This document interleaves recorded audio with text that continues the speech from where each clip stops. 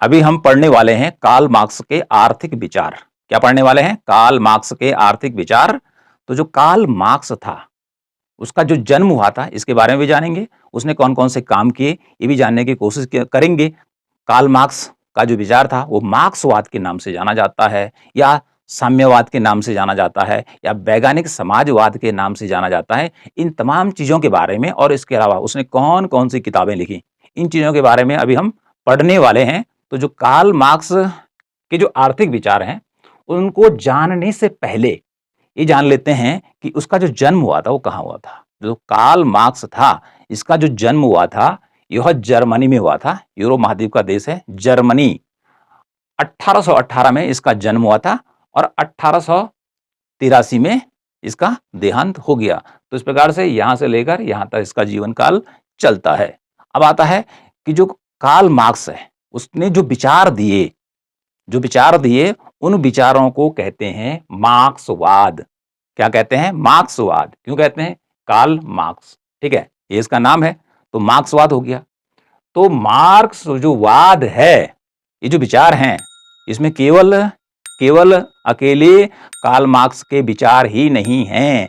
इसमें इनका एक दोस्त था, उसका नाम था एंजिल। तो दोनों के जो संयुक्त विचार थे, ठीक है, वो विचार जाने जाते हैं मार्क्सवाद के रूप में।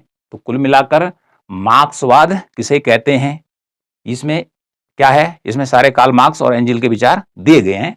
तो क्या है? कार्ल मार्क्स और एंजिल, जो कि कार्ल मार्क्स का फ्रेंड था, के संयुक्त विचारों को, और कौन-कौन से थे वो संयुक्त विचार जो उन्होंने दिए? आर्थिक, सामाजिक और राजनीतिक, इन क्षेत्रों में इन दोनों ने जो विचार दिए, वह कहलाते हैं मार्क्सवाद। और इसी विचारों को कहते हैं साम्यवाद, और इसी का अगला नाम है वैज्ञानिक समाजवाद। तो इस प्रकार से देखिए, जो मार्क्स के विचार हैं और एंजिल के विचार हैं, वो अनेक नामों से जाने जाते हैं।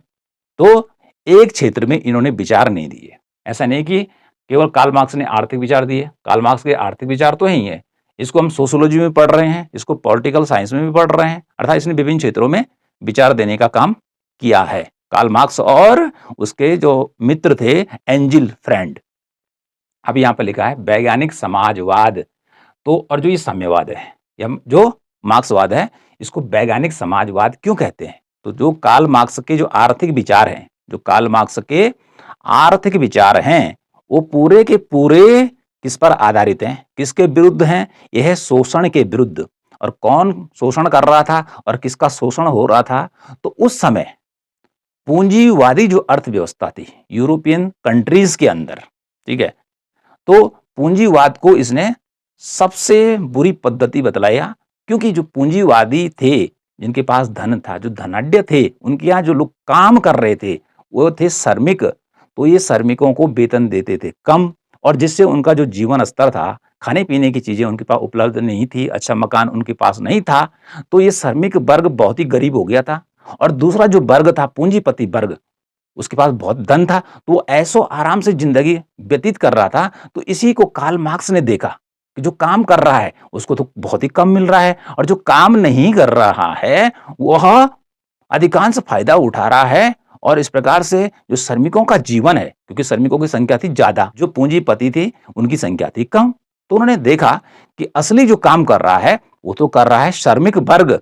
तो इन्होंने देखा और परखा कि मुझे क्या करना है, जो ये पूंजीवादी अर्थव्यवस्था है, ये जो पूंजीवाद है, इसको समाप्त करना है, इसको खत्म करना है, और जो श्रमिक वर्ग है, ठीक है, इसको अधिकार दिलाने हैं। अर्थात पूंजीवाद का अंत करके क्या करना है, जो श्रमिक वर्ग है उसके लिए विचार जो प्रस्तुत किए, उसको कहा गया साम्यवाद, या मार्क्सवाद के नाम से उसको पुकारा गया। तो कुल मिलाकर कहने का अर्थ है कि वो पूंजीवाद का अंत करके सर्वहारा वर्ग, यानी कि जो श्रमिक वर्ग है, वो उसके पक्ष में था।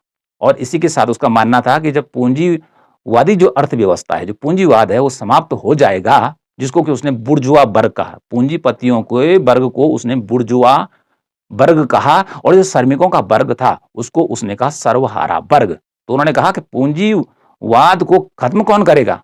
वह सर्वहारा श्रमिक वर्ग ही समाप्त करेगा। और उसके बाद क्या होगा कि समाज में या देश में सबको समान अधिकार मिलेंगे। पूंजी पर, उत्पादन के साधनों पर सबका समान अधिकार होगा। ठीक है जी, बराबर अधिकार होगा। और ऐसी परिस्थिति में उसने कहा वर्ग विहीन समाज की स्थापना होगी, अर्थात समाज में कोई वर्ग नहीं रहेगा। ठीक है जी, और अंत में सरकार की भी जरूरत नहीं पड़ेगी, ऐसा उसने कहा है। तो ये जो वैज्ञानिक समाजवाद है, इसको समझते हैं कि वैज्ञानिक समाजवाद क्या है।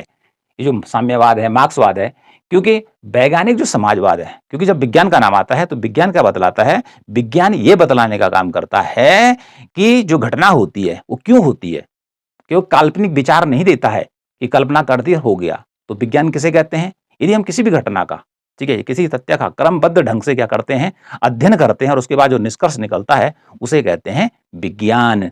तो इसका जो समाजवाद है वो वैज्ञानिक समाजवाद इसलिए कहलाता है कि उसने बताया कि किस प्रकार से पूंजीवाद का अंत किया जाएगा, किस प्रकार से पूंजीवाद का अंत किया जाएगा, इसको इसने वैज्ञानिक दृष्टिकोण से बतलाया। इसलिए इसका जो साम्यवाद है, मार्क्सवाद है, यह वैज्ञानिक समाजवाद के नाम से जाना जाता है। नेक्स्ट टॉपिक है, जब ये बड़ा हुआ तो राइनिश टाइम्स समाचार पत्र जो कि उस समय जर्मनी में निकलता था, ठीक है, उसका संपादक बना या उसको नौकरी मिल गई। तो अब देखिए, जो समाचार पत्र होता है उसमें समाचार छपते हैं, तो जर्मनी में भी क्या था, पूंजीवाद ही था, श्रमिकों का शोषण हो रहा था। तो उसने इस राइनिश टाइम्स में अपने क्रांतिकारी विचार देना शुरू कर दिया। ठीक है, क्रांतिकारी क्या था, ये पत्र था, सरकार के विरुद्ध बोलना शुरू कर दिया कि आप इस व्यवस्था को बंद करिए। ठीक है, तो उसके बाद सरकार ने देखा, अच्छा बेटा कि तू हमारे विरुद्ध बोल रहा है, तो सरकार ने 1843 में क्या किया, उसको देश से निकाल दिया। ठीक है जी, देश से निकाल दिया उसको, किसको, कार्ल मार्क्स को। ठीक है, कार्ल मार्क्स भागते भागते कहां पहुंचा, फ्रांस, फ्रांस की राजधानी पेरिस पहुंचा, क्योंकि जर्मनी में वह इस राइनिश टाइम्स में क्या कर रहा था, अपने विचार प्रस्तुत कर रहा था, सरकार के विरुद्ध दे रहा था। आज भी हम सरकार के विरुद्ध कुछ बोलेंगे तो सरकार हमें कहां डाल देगी, जेल में डाल देगी। ठीक है, तो उसके बाद फ्रांस पहुंचने पर फिर ये यहां पर भी उसको संपादक की नौकरी मिली। किस में मिली, जर्मन, जो फ्रांस जर्मन ईयर बुक निकल रही थी, फ्रांस जर्मन ईयर बुक जो किताब निकल रही थी, उसका ये संपादक बना। ठीक है जी, यहां भी संपादक था राइनिश टाइम्स में और यहां भी संपादक बना। ठीक है जी, तो ये पेरिस फ्रांस की राजधानी में उसको जॉब मिला। ठीक है जी, लेकिन यहां पर भी उसने ये अपने विचार क्या करना शुरू कर दी, वही क्रांतिकारी विचार कि पूंजीवाद को समाप्त करना है, श्रमिक वर्ग को लाना है, किस प्रकार से चलेगा आगे हमारा आंदोलन, ये सारे विचार इसने दिए। तो उसके बाद फिर सरकार की नजर इस पर पड़ी और सरकार ने जो फ्रांस जर्मन ईयर बुक थी, फ्रांस सरकार ने अक्टूबर, ठीक है, इसको यहां बंद कर दिया। ठीक है जी, इसको बंद कर दिया, यहां भी उसकी नौकरी चली गई, वहीं रुका। सरकार ने बंद तो कर दिया लेकिन उसको देश से भगाया नहीं अभी। तो वहां पर उस समय के जो इकोनॉमिस्ट थे फ्रांस में, वो थे प्रोंधो कैबेट, यहाँ पे लिखा है अर्थशास्त्रियों से मिला ये। ठीक है, अर्थशास्त्रियों से मिला। ठीक है, उनसे मिला, अरे भाई साहब हमें बताइए, आप भी वही काम कर रहे हैं, हम भी वही काम कर रहे हैं, बताइए। अर्थात प्रोंधो और जो कैबेट थे ये भी पूंजीवाद के खिलाफ थे, पूंजीवाद या धनाढ्य वर्ग के खिलाफ थे। तो इनसे मिला और प्रत्यक्ष जब मिला तो इसके ज्ञान में वृद्धि हुई। ओके, क्योंकि उस समय के प्रसिद्ध थे। तो उस समय जो काल चल रहा था किसका, मार्क्स का, वो तो शुरुआती काल था। उसके बाद वहीं रहते हुए इसने सेंट साइमन अमेरिकन इकोनॉमिस्ट हुआ है, इसके साथ चार्ल्स फोरियर जो कि फ्रेंच इकोनॉमिस्ट हुआ है, कि विचारों को पढ़ा। अर्थात ये अमेरिका गया और ये चार्ल्स फोरियर किताब पढ़ी थी, वहीं उसने उनका अध्ययन किया। और ये भी जो बोल रहे थे, ये भी किसके विरुद्ध बोल रहे थे, पूंजीवादी समाज के विरुद्ध बोल रहे थे। तो इस प्रकार से इसने पुरंदो कैबेट के विचार सुने जो कि पूंजीवाद के खिलाफ थे, सेंट साइमन और चार्ल्स फोरियर के विचारों को पढ़ा, ये भी किसके विरुद्ध थे, पूंजीवाद के विरुद्ध थे और श्रमिक वर्ग का समर्थन करते थे। तो यहां पर इसके ज्ञान में और वृद्धि हुई। लेकिन देखिए फिर क्या हुआ, 1845 में फ्रांस सरकार ने जब इसके विचार ज्यादा फैलने लग गए, सरकार के विरुद्ध ज्यादा बोलने लग गया, तो इसको देश से निष्कासित कर दिया, देश से भगा दिया। उसने कहा बेटा यहां रहेगा तो मार देंगे। ठीक है, अब ये भागते भागते कहां पहुंचा होगा, ठीक है। पहले जर्मनी से भागा फ्रांस, अब फ्रांस से भाग गया कहाँ, ये ब्रुसेल्स पहुंचा। 1845 में फ्रांस से निष्कासित हुआ। उसके बाद ये ब्रुसेल्स, जो कि कहां पड़ता है, बेल्जियम, अरे बगल में ही है, फ्रांस के बगल में ही बेल्जियम, यूरोप के देश आपस में आमने सामने ही अगल बगल हैं। तो ये ब्रुसेल्स पहुंचा। यहां पर हम देखते हैं कि इसने क्या किया, ये लिखने का काम इसने जारी रखा, बंद नहीं किया, डरा नहीं। इसने जर्मन आइडियोलॉजी किताब लिखी, ठीक है, जर्मन आइडियोलॉजी किताब लिखी। और ये जो किताब थी मार्क्स और एंजिल दोनों ने लिखी। जैसे हम पहले बता चुके हैं कि जो मार्क्सवाद है इसमें केवल कार्ल मार्क्स का ही योगदान नहीं है, बल्कि इसमें दूसरा जो विचारक आया है, जो इसका फ्रेंड था, मित्र था, वो था एंजिल। क्योंकि वो सेठ था तो उस सेठ का समर्थन इसको मिल रहा था, क्योंकि वह एक फैक्ट्री का मालिक था, ठीक है, लेकिन वह पूंजीवाद के पक्ष में नहीं था। तो पैसों का समर्थन होना भी जरूरी था भैया, बिना पैसे के तो जिंदगी आगे चलने वाली नहीं थी। तो इसने जर्मन आइडियोलॉजी किताब लिखी, और ये किताब संयुक्त रूप से, अर्थात ये तो किताब का नाम है, और यह किताब मार्क्स और एंजिल की है। और इसमें क्या किया, हीगल के दर्शन शास्त्र का आलोचनात्मक वर्णन किया। इन्होंने जो हीगल था, जो जर्मन दर्शन शास्त्री था, उसके विचारों का इन्होंने आलोचनात्मक वर्णन किया। साथ ही हीगल से जो कार्ल मार्क्स था बहुत प्रभावित था, और उसने जो अपने विचार लिए, ठीक है, कुछ वह हीगल से ही लिए, लेकिन उसने हीगल के विचारों को ज्यों का त्यों नहीं लिया, उनको पलट दिया, ठीक है, लेकिन उससे उसको ज्ञान मिला। तो यहां तक हमने क्या पढ़ा कार्ल मार्क्स के बारे में, ये तो उसके विचार हो गए, ठीक है जी, 19वीं सदी के मध्य में आए थे। और ये राइनिस टाइम्स है, आपने इसको याद रखना है, फ्रांस जर्मन ईयर बुक है, ये भी उसने लिखी थी, ये उसका संपादक था, ठीक है जी। प्रोंदो कैबर्ट ये अर्थशास्त्री थे फ्रेंच। इनसे कौन मिला, इनसे मिलने का काम किया किसने, मार्क्स ने। और इनसे मिलने से इसके ज्ञान में और वृद्धि हुई, क्योंकि ये भी पूंजीवाद के खिलाफ थे। सेंट साइमन और चार्ल्स फूरियर के विचारों को पढ़ा, इनकी किताबों को पढ़ा, ठीक है, ये भी क्या थे, पूंजीवाद के खिलाफ थे। तो इसके ज्ञान में वृद्धि होती चली गई। 1845 में फ्रांस से इसको निकाल दिया गया, क्योंकि सरकार के विरुद्ध बहुत बोल रहा था, ठीक है। उसके बाद ये ब्रुसेल्स पहुंचा, यहाँ पर इसने जर्मन आइडियोलॉजी किताब लिखी, किसके साथ मिलकर, एंजिल के साथ मिलकर लिखी। जिसमें क्या लिखा, जिसका फोकस था या टॉपिक था हीगल के दर्शन शास्त्र का आलोचनात्मक वर्णन, ये वाला इन्होंने लिखा। और इसी में सबसे इंपॉर्टेंट आता है 1848 में ही, कि जर्मन भाषा में इन्होंने क्या लिखा, साम्यवादी घोषणा पत्र, बहुत इंपॉर्टेंट है, साम्यवादी घोषणा पत्र, कम्युनिस्ट मैनिफेस्टो 1848, 1848 में साम्यवादी घोषणा पत्र, ठीक है जी। इधर आ गया इंग्लिश में कम्युनिस्ट मैनिफेस्टो। अब जैसे ये क्या होता है, मतलब साम्यवादी घोषणा पत्र, जैसे वर्तमान में जब भी चुनाव होते हैं किसी भी देश में, तो अपना घोषणा पत्र निकालते हैं कि हम ये करेंगे और ये नहीं करेंगे, ठीक है जी, क्या क्या करने वाले हैं यही तो बतलाते हैं उसमें घोषणा पत्र में। अब करें ना करें बात अलग है, लेकिन इसका साम्यवादी घोषणा पत्र कब जारी हुआ, 1848 में। इंग्लिश में भी जान लेंगे, कम्युनिस्ट मैनिफेस्टो। अब ये जो कम्युनिस्ट मैनिफेस्टो है, ये जर्मन भाषा में लिखा हुआ है। किस भाषा में लिखा हुआ है, जर्मन भाषा में लिखा हुआ है। तो यह जो पुस्तिका अर्थात साम्यवादी घोषणा पत्र एक पेज का नहीं है, यह पुस्तिका के रूप में प्रिंट है, और लगभग इसमें 30 पेज हैं। कितने पेज हैं, 30 पेज का है ये मार्क्सवादी घोषणा पत्र या साम्यवादी घोषणा पत्र, जो कि कार्ल मार्क्स और एंजिल ने संयुक्त रूप से इसको लिखा। तो ये साम्यवादी घोषणा पत्र है क्या, पहले तो साम्यवादी घोषणा पत्र में कार्ल मार्क्स ने वो विचार दिए हैं कि जिसके आधार पर पूंजीवाद का समाप्त होगा, श्रमिक वर्ग की क्या बनेगी, सरकार बनेगी, या श्रमिक वर्ग का संपत्ति पर क्या होगा, समान अधिकार होगा। ये बातें इसने यहाँ पे बताई। साथ में जो साम्यवादी दल बनेंगे, ठीक है जी, तो वो किन किन नीतियों का पालन करेंगे, ये बातें इस घोषणा पत्र में लिखी गई हैं, ठीक है। तो ये घोषणा पत्र, साम्यवादी घोषणा पत्र इतना प्रसिद्ध है कि जब भी कोई साम्यवादी दल होता है, ठीक है, तो उसमें जाने से पहले या उसके बाद इसको जरूर पढ़ता है, ठीक है जी। इतना इंपॉर्टेंट है साम्यवादी घोषणा पत्र साम्यवादियों के लिए। अर्थात जो साम्यवादी कौन है, जो कि कार्ल मार्क्स के विचारों को मानते हैं, वो कहलाते हैं साम्यवादी, ठीक है, या मार्क्सवादी उनको हम कहेंगे, ठीक है। तो मार्क्सवादियों की यह जो पुस्तक है, यह इतनी पवित्र है, अर्थात इसको इतना पवित्र मानते हैं कि जैसे कि हिंदू धर्म में भगवत गीता है, ठीक है। इसी प्रकार से हमारी रामायण है, इस्लाम में कुरान है, और इसी प्रकार से ईसाई धर्म की जो सबसे प्रसिद्ध या होली बुक है वो है बाइबिल। इसी की तरह मार्क्सवादी, साम्यवादी घोषणा पत्र की पूजा करते हैं, इसको मानते हैं। ओके, फिर क्या हुआ देखो, 1848 में जर्मन क्रांति में भाग लिया। अब ये तो रुका नहीं भाई, इसके बाद ये जब इसने कम्युनिस्ट मैनिफेस्टो लिख दिया, फिर ये 1848 में जर्मनी गया, ठीक है।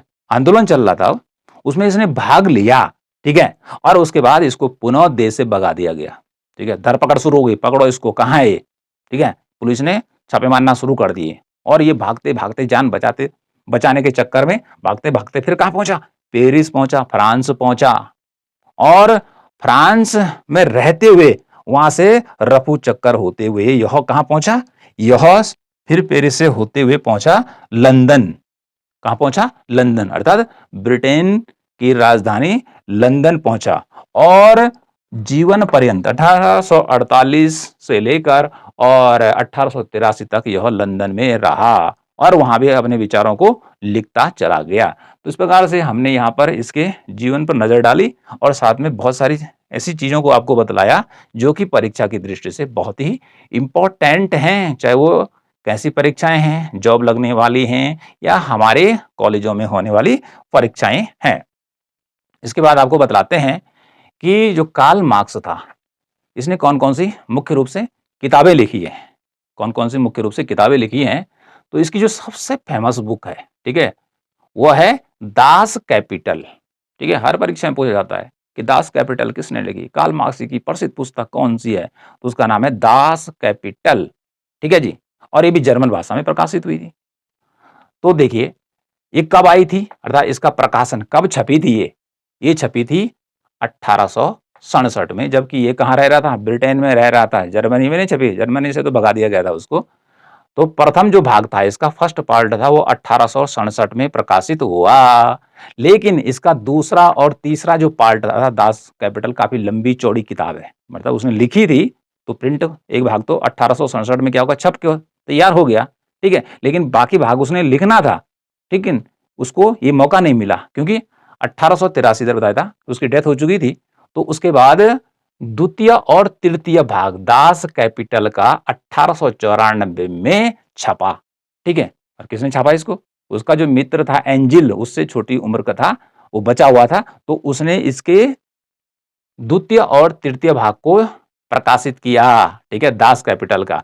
और चौथा खंड जो विभिन्न भागों में क्या हुआ, प्रकाशित हुआ, ठीक है जी, 1904 से लेकर और 1910 तक इसका शिष्य था कोटस्की। कौन था वो, कोटस्की, जैसे किसी का नाम होता रमेश, तो ऐसे ही क्या है, कोटस्की नाम था, ठीक है जी। उसने चौथा खंड विभिन्न भागों में 1904 से लेकर 1910 तक क्या क्या प्रकाशित किया, लोगों के बीच में लाया। तो इस प्रकार से देखिए कि दास कैपिटल है, इस सबसे फेमस बुक है, ठीक है जी। और इस बुक की तुलना जैसे अर्थशास्त्र की जो सबसे फेमस बुक है, जिसने अर्थशास्त्र को जन्म दिया था, एडम स्मिथ की आती है वेल्थ ऑफ नेशंस। तो इसी प्रकार से ये बुक भी राजनीतिक, वो आर्थिक क्षेत्र की थी, ये राजनीतिक क्षेत्र की ऐसी बुक है, ठीक है, कि जिसकी तुलना किससे की जाती है, एडम स्मिथ की जो किताब है वेल्थ ऑफ नेशंस, उससे की जाती है। किस किताब की, कार्ल मार्क्स की दास कैपिटल। काफी लंबी चौड़ी किताब है। हमने कहा केवल एक ही पार्ट 1867 में किसके द्वारा छपा था, किसके द्वारा प्रकाशित हुआ, कार्ल मार्क्स के द्वारा। उसके बाद उसकी डेथ हो गई थी, ठीक है जी। तो उसके बाद बाकी काम अन्यों ने किया। इसके बाद देखिए साम्यवादी घोषणा पत्र, जिसकी बात मैं कर चुका हूं, ठीक है, कि 1848 में आया था, वो पहले आ गया था, ठीक है जी। तो साम्यवादी घोषणा पत्र को इंग्लिश में याद रखना है कम्युनिस्ट मैनिफेस्टो, इसको याद रखना है, सबसे होली बुक मानी जाती है उनकी। इसके अलावा और क्या लिखा उसने, discourse upon the question of force exchange, आपको इसको हिंदी में लिख सकते हैं, डिस्कोर्स हिंदी में लिखेंगे, ठीक है। द पोवर्टी ऑफ फिलॉसफी, ये क्रिटिसिज्म ऑफ प्रोंधो, ये किताब देखिए, इसको आप हिंदी में लिख सकते हैं, इंग्लिश में लिख सकते हैं जी। Introduction of critique of Hegel's philosophy of right, ये किताब भी किसकी है, कार्ल मार्क्स की है। इसको आप हिंदी में लिख सकते हैं। कैसे लिख सकते हैं? हिंदी में लिखेंगे इंट्रोडक्शन, और अगली किताब है a contribution to the critique of political economy. इस प्रकार से ये जो किताबें हैं, ये हैं कार्ल मार्क्स की। किसकी हैं? कार्ल मार्क्स की। तो सबसे ज्यादा जो इंपॉर्टेंट किताब है उसमें से हम जानते हैं कि दास कैपिटल। कौन है? Das Kapital. और इसी के साथ उसका साम्यवादी घोषणा पत्र। लेकिन परीक्षाएं अब क्या हो रही हैं? क्लिष्ट होती चली जा रही हैं। तो अब क्या हो रहा है? ऐसी पुस्तकें पूछी जा रही हैं कि जो आज तक पूछी नहीं गई हैं। इसलिए अन्य किताबों के बारे में भी हमें क्या होना चाहिए? पता होना चाहिए। तो आज के टॉपिक में हमने आपको क्या बताने की बात की? टॉपिक तो है भाई कार्ल मार्क्स के आर्थिक विचार, लेकिन हमने अभी आर्थिक विचार नहीं बतलाए। ठीक है, आर्थिक विचार नहीं बतलाए। अभी तो हमने उसके जीवन के बारे में और कहां-कहां से कैसे चला, ये सारी बातें बतलाई, जिनके बारे में जानना अति आवश्यक था। अब अगला जो हमारा लेक्चर आएगा, दूसरा वीडियो, उसमें हम शुरू करेंगे कार्ल मार्क्स के आर्थिक विचारों की चर्चा से।